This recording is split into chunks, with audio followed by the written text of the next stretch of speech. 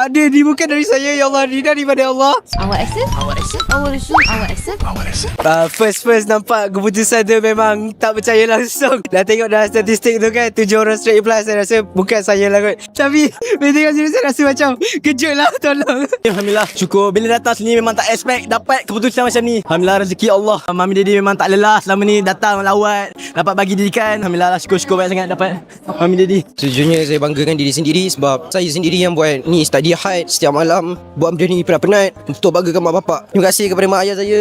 Benda ni takkan tercapai tanpa doa diorang. Bila dah dapat ni macam Alhamdulillah, kita bersyukur je dengan apa yang Allah bagi. Saya bagi kejayaan ni dekat ayah ibu saya sebab selama ni pun memang dorang yang support dari segi financial, dari segi moral support. Memang ni solely untuk dorang lah.